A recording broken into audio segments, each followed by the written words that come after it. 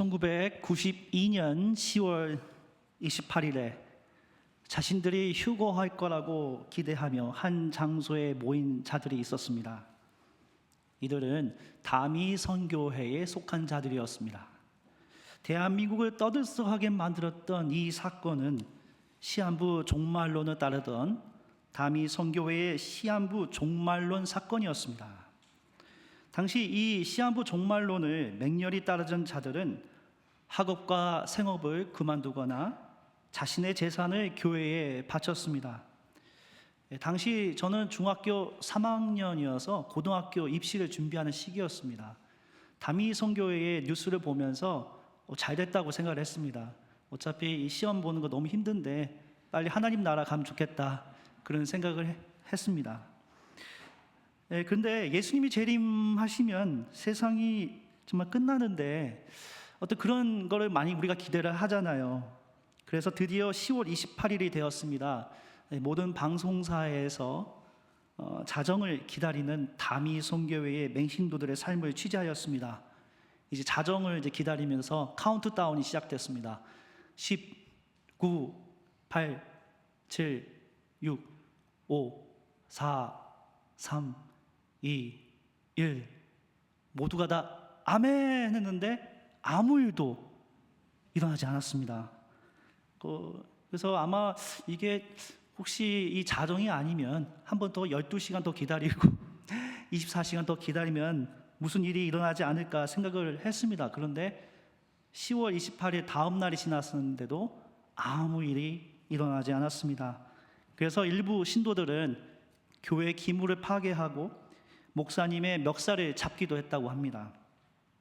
당시에 이 사건이 발생하게 된 계기는 이 1990년대 세기말에 대한 그 두려움 때문이었습니다.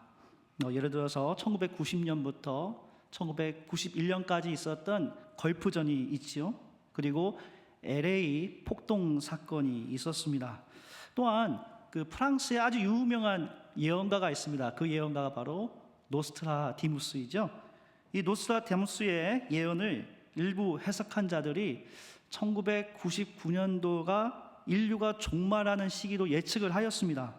그래서 이 다미 선교의 대표였던 그 이장님 씨가 종말의 때에 1999년도에 예수님이 재림을 하시니까 그 전에 앞서 7년간 그 짐승의 지배가 있을 예정이니까 1999에 7을 빼면 1992라는 거예요. 그래서 1992년도 10월쯤 어간 나중에는 10월 28일 날 휴거가 있을 거라고 생각을 했습니다. 한편으로는 매우 당황스러운 해석이라고 할 수가 있습니다. 당시에 이 다미 선교회의 종말론에 심취했던 자들은 대부분이 사회적 약자들이나 학생들이었습니다. 얼마 전에 우리 수능 시험을 보았던 친구들은 아마 이런 또 마음이, 심정이 이해가 될 겁니다. 그래서 그들은 자기의 삶이 매우 고통스럽고 힘들기에 가장 의존할 수 있는 존재, 즉 하나님을 의지하였고, 지금 내가 사는 이 땅이 아니라 새로운 하늘과 새로운 땅이 오기를 기대를 했었을 것입니다. 그래서 자신들의 모든 것을 다 바칠 수가 있었던 것입니다. 너무나도 이 안타까운 이 사건은 우리 모두의 기억 속에 남을 만큼 아주 큰 사건이었습니다. 이 사건을 뒤돌아보면서 오늘날 과연 우리는 어떠한 세계 속에 살고 있는지 생각해 봅니다. 이제 거의 33년이 지난 2025년 현재의 모습은 그 당시와 크게 다르지가 않은 것 같습니다. 아직도 지구촌 곳곳에 전쟁과 재난이 끊임이 없습니다. 이 세상을 바라보면 정말 세상의 종말이 곧 올 것 같다는 그런 생각이 듭니다. 요즘 캠퍼스 선교에서 가장 큰 이슈가 되는 것은 종말론적인 세계관을 가지고 접근하는 그 이단들을 대처하는 것이 너무나도 어렵다는 것입니다. 특히 캠퍼스 안에 있는 학생들이 그 심리적으로 많이 약한 상태고 경쟁 사회에 있다 보니까 누군가를 의지원하고 싶고, 지금 내가 살고 있는 이 대한민국에 대한 기대가 없으니까 종말론에 되게 푹 빠져 있는 것입니다. 그러나 잘못된 그 구원론, 잘못된 하나님의 나라에 대한 세계관은 이들을 더욱더 힘들게 만들 것입니다. 따라서 오늘 우리가 같이 읽었던 이사야서 65장 17절에서 25절에 등장한 새 하늘과 새 땅이라는 내용을 함께 같이 공부하면서 과연 이 하나님의 나라가 새 하늘과 새 땅이 무엇을 의미하는지 함께 고민하는 시간이 되기를 소망합니다. 주제를 새 하늘과 새 땅으로 하니까 이걸 약자하면 신천지죠. 저는 오늘 여러분들에게 신천지 강의하러 온 게 아닙니다. 분명한 것은 새 하늘과 새 땅입니다. 첫째로 새 하늘과 새 땅은 바로 이 땅에서 펼쳐질 하나님의 새로운 창조를 의미합니다. 17절과 19절 말씀을 읽기에 앞서서 오늘 이 본문은 이사야서가 상당히 되게 두껍습니다. 가장 두꺼운 그 성경 구약 성서 안에 이사야서, 예레미야서, 에스겔서가 있는데 이사야서는 자그마치 66장으로 구성이 되어 있습니다. 이제 학자들은 이사야서를 세 개로 구역을 나눕니다. 1장에서 39장, 40에서 55장, 56장에서 66장으로 나눕니다.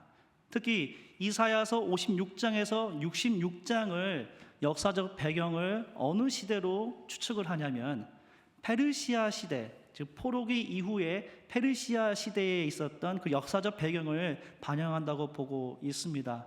왜냐하면 이 66장까지 이어지는 후반부의 내용에서 반복해서 등장하는 것이 그 종교적인 면에 있어서 선과 악의 문제에 대해서 상당히 관심을 많이 갖고 있습니다. 어떤 사람이 선한 사람이고 어떤 사람이 악한 존재이고 선과 악에 대한 그런 고민이 있고 그 다음에 성전에 대한 고민이 있는 것입니다. 당시 페르시아 시대 때에 유명했던 종교가 있습니다. 그 종교가 바로 조로아스터교입니다.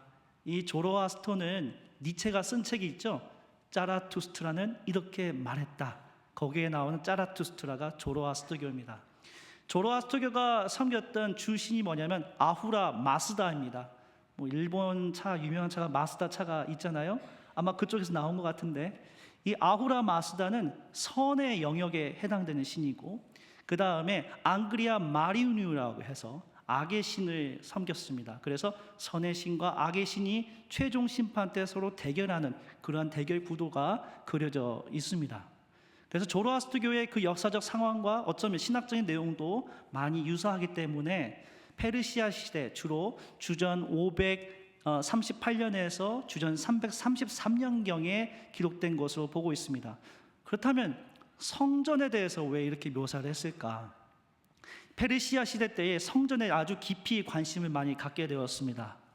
바벨론 포로에 의해서 거의 50년간 포로로 살고 있었던 이스라엘 백성들은 드디어 페르시아의 고레스, 사이러스에 의해서 이제 해방이 됩니다. 주전 538년도에.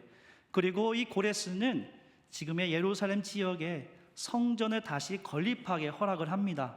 그게 바로 주전 520년에서 515년 사이입니다. 성전을 건립하고 나서 이들이 희망이 생긴 겁니다.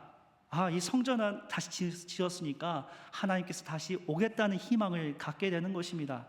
그러나 페르시아 시대 이후에 다시 건립되었던 이 성전이 그대로 유지가 된 것이 아닙니다. 주전 167년에서 162년 사이에 있었던 헬라 제국의 안티오쿠스 에피파네스 4세가 예루살렘을 침공을 하여서 예루살렘을 다시 무너뜨리게 됩니다. 이후에 하스모니안 왕조가 성전을 다시 만들려고 노력을 했고 그 이후에 예수님 당시의 헤롯 왕 같은 경우는 성전을 다시 건립하는데 아주 노력을 많이 했습니다. 그러나 주후 70년에 이르러서 로마 황제에 있던 베스파니우스와 티토 황제가 와서 예루살렘을 완전히 무너뜨리게 되고 그때 우리가 알고 있는 유대 디아스포라가 생긴 것입니다. 흩어지게 되는 거죠. 아마도 여러분들 오늘 읽었던 이 본문에서 새 하늘과 새 땅은 바로 우리가 알고 있는 우리 어떤 건물이나 어떤 위대하고 찬란한 그 성전이라는 것은 이 땅에서 더 이상 의미가 없다는 겁니다. 전쟁이 나게 되면 무너지게 되고 멸망하게 되는데 더 이상 기댈 데가 없는 것입니다. 그러면 종말론적으로 이사야 선지자가 무엇을 봤을까요? 건물이나 어떤 으리으리한 찬란한 그것이 아니라 저 새 하늘과 새 땅을 바라보게 되었다는 것입니다. 그러면 이 새 하늘과 새 땅은 어떻게 그려져 있을까요? 17절, 18절 말씀을 읽겠습니다. 보아라, 내가 새 하늘과 새 땅을 창조할 것이니 이전 것들은 기억되거나 마음에 떠오르거나 하지 않을 것이다. 그러니 너희는 내가 창조한 것을 기리기리 기뻐하고 즐거워하여라. 보아라, 내가 예루살렘을 기쁨이 가득 찬 도성으로 창조하고 그 주민을 행복을 누리는 백성으로 창조하겠다. 참, 이 말씀에서 우리가 기억해야 할 것은 하나님은 새로운 그 하늘과 새 땅 예루살렘에서 과거에 내가 했던 모든 죄악과 잘못된 것들을 더 이상 기억하지 않는다는 것입니다. 그리고 새로운 그 예루살렘 땅에서 우리가 무엇을 기대할 수 있는 겁니까? 기쁘다는 거예요. 이 본문을 읽으면서 기쁨이 많이 등장하면 기쁨이 있을 것이다, 기쁨이 있을 것이다. 좀 매일매일 이렇게 기쁜 일만 많이 있으면 얼마나 행복합니까? 사는 게 참 우리의 삶에서 많이 어려운데 매일매일 기쁨의 소식이 있고 그곳에만 가면 희망이 있다면 얼마나 우리에게 기쁨이 있을까요? 이 새 예루살렘에 대해서 요한계시록 21장 1절에서 3절은 다음과 같이 증언하고 있습니다. 나는 새 하늘과 새 땅을 보았습니다. 이전의 하늘과 이전의 땅이 사라지고 바다도 없어졌습니다. 나는 또 거룩한 도성 새 예루살렘이 남편을 위하여 단장한 신부와 같이 차리고 하나님께로부터 하늘에서 내려오는 것을 보았습니다. 그때에 나는 보좌에서 큰 음성이 울려 나오는 것을 들었습니다. 보아라, 하나님의 집이 사람들 가운데 있다. 하나님이 그들과 함께 계실 것이요 그들은 하나님의 백성이 될 것이다. 하나님이 친히 그들과 함께 계시고. 이사야 선지자는 새 하늘과 새 땅이 지금의 어떤 이 세상, 우리가 바라보는 현재 이 세상을 아니라 정말 저 너머에 있는 어쩌면 죽음 이후의 세상, 우리와 관련이 없는 뭔가 기쁨과 그런 것으로 많이 생각을 했다면, 사도 요한은 그 새 하늘과 새 땅이 하늘로부터 내려오고 있다고 말씀하고 있습니다. 바로 하나님의 나라는 우리가 반드시 죽음 이후에 겪어만 그것이 아니라 지금 우리가 누릴 수 있는, 지금 바로 이 자리에 교회 공동체 위에 살아 역사하시는 주님이 함께 하시기 때문에 바로 이곳이 하나님의 나라로 아름다운 곳으로 만들 수 있다고 강조하는 것입니다. 하나님의 나라는 우리의 인생 이후 펼쳐지게 되는 아주 그냥 애프터 라이프로의 그런 것이 아니라 동시에 지금 우리 안에 거주하신 예수님을 인하여 우리의 모임 가운데에 우리가 하나님의 나라를 경험해야 할 것입니다. 누가복음 17장 20에서 21절 말씀에 바리새파 사람들이 하나님의 나라가 언제 오느냐 질문을 할 때에 예수님께서 이렇게 말씀하십니다. 하나님의 나라는 눈으로 볼 수 있는 모습으로 오지 않는다. 또 보아라, 여기에 있다, 또한 저기에 있다 하고 말할 수도 없다. 보아라, 하나님의 나라는 너희 가운데에 있다. 마태복음 18장 20절 말씀에 교회에 대해서 주님이 이렇게 말씀하십니다. 두세 사람이 내 이름으로 모인 곳에는 나도 그들 중에 있느니라. 우리가 교회는 어떠한 으리으리한 건물 그런 걸로 볼 수가 있지만, 그러나 그걸 또 뛰어넘어서 교회는 그 원래 뜻이 헬라어로 에클레시아입니다. 에클레시아는 주님을 나의 구주로 고백하는 바로 그 공동체, 두세 명만 모여도 그 안에 하나님이 원하시는 아름다운 하나님의 나라가 이루어질 수 있는 것입니다. 그래서 이사야 선지자가 65장 19절 말씀에 이렇게 고백을 합니다. 예루살렘은 나의 기쁨이 되고 거기에 사는 백성은 나의 즐거움이 될 것이니 그 안에서 다시는 울음소리와 울부짖는 소리가 들리지 않을 것이다. 사랑하는 교우 여러분, 저는 우리 연세대학교의 공동체가 참된 하나님의 나라를 만들어가는, 그래서 한 주간에 여러분이 지쳐있던 여러분이 하나님의 성전 이곳에 와서 하나님의 나라를 경험하고 서로 기도와 격려로 회복을 경험한 놀라운 공동체, 다툼과 상처로 얼룩진 이 나라에서 하나님이 새롭게 만들어주시는 우리 연세대학교의 공동체를 통하여서 우리 공동체가 우리를 둘러싼 이 세상을 아름답게 바꿔줄 수 있는 진정한 하나님의 나라의 공동체가 되기를 간절히 소망합니다. 마지막으로 하나님이 펼쳐주실 새 하늘과 새 땅은 경쟁과 다툼이 없는 평화로운 세상입니다. 이사야서 65장 20에서 24절 말씀을 읽어보면 지상에서 인간이 누리고 싶은 소망을 다루는 것 같습니다. 20절 말씀을 읽어보면 100살도 못 채우는 사람은 저주받은 자라 일컬을 만큼 엄청난 수명을 자랑하는 노인에 대해서 이야기합니다. 21절 말씀은 모두가 다 자기 집을 소유하고 있습니다. 오늘날 치면 자가가 있는 것이죠. 자기 집이 있는 겁니다. 그다음에 포도나무를 스스로 심고 자기가 기른 나무 열매를 먹는 자들이 나오고, 22절 말씀 보면 인간의 수명이 나무처럼 오래 살고 수고하여 번 것을 오래 누릴 것을 이야기합니다. 23절 말씀 보면 자손의 축복을 이야기하고, 24절의 말씀만 보면 더 나아가 엄청난 축복을 이야기합니다. 그것은 바로 내가 기도하면 내가 말하기도 전에 하나님께서 응답해 주신다는 겁니다. 부르기도 전에 응답하시고 마치기도 전에 들으신다는 놀라운 말씀입니다. 할렐루야. 너무나도 이상적인 내용이기에 생각만 해도 기쁩니다. 인간이 원하는 것은 장수의 축복, 자기 소유의 축복, 자녀의 축복, 삼중 축복이 다 이게 포함되어 있는 내용입니다. 근데 제가 20에서 24절 말씀을 자세히 묵상하면서 새로운 발견을 하게 되었습니다. 하나님의 만들어 주시는 새 하늘과 새 땅은 내가 누군가와 비교하지 않고 내가 나에게 주어진 것에 감사하면서 나의 축복을 정말 하나님께 영광 돌리는 삶이라는 것입니다. 내가 누릴 만큼 누릴 수 있는 것에 만족하고, 내가 만든 것을 내가 누리고, 내가 수고하여 만든 집에서 내가 살 수 있는 것, 누군가를 제치고 경쟁하여 누리는 것이 아니라 스스로 일구어내고 아름답게 가꾸어낸 그 공간에서 펼쳐질 놀라운 세상이라는 것입니다. 그래서 그 공간에서 하나님과의 관계도 매우 친밀한 관계이고 매우 만족스러운 삶을 살 수 있는 것입니다. 이러한 세상과 지금 오늘날 우리의 세상을 비교해 보면 매우 다릅니다. 경쟁과 질투가 가득 찬 세상처럼 보입니다. 우리 친척이 뭘 사면, 땅을 사면 배가 아프다고 할 정도로 누군가가 잘 되면 질투가 생기고 증오심이 생깁니다. 그래서 남보다 더 잘 되고 남보다 더 뭔가를 누리고 싶어서 세상 많은 사람들이 가는 곳이 있습니다. 어딜까요? 무당집입니다. 그래서 무당집에 가서 나의 운명을 예측하기를 원하는 겁니다.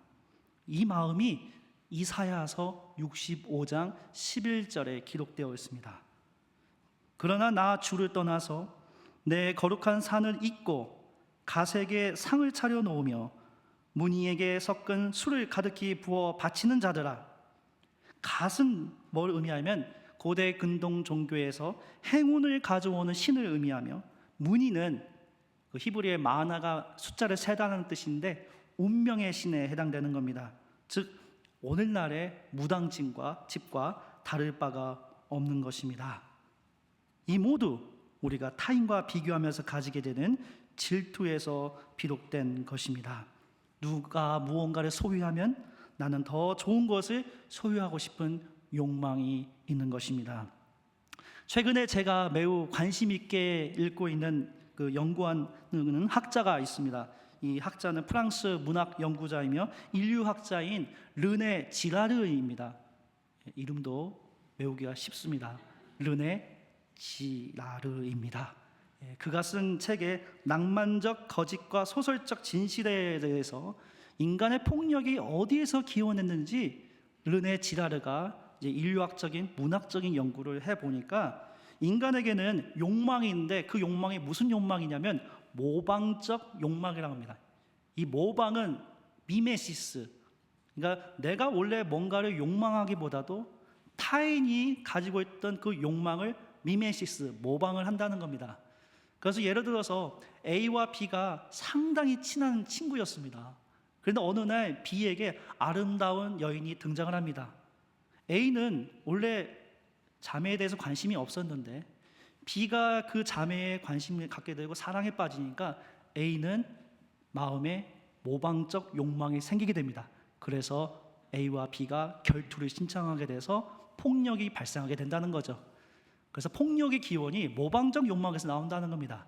근데 단순히 여기서 끝난다면 은혜가 안 되는데, 저는 이 르네 지라르 이 학자가 이름만 지라르라고 생각했는데 그게 아니고, 르네 지라르가 우리 기독교에 상당히 되게 은혜가 있는 말씀을 합니다. 뭐냐면 그 폭력을 예방하기 위해서 사람들이 뭘 하냐, 희생양을 찾는다는 겁니다.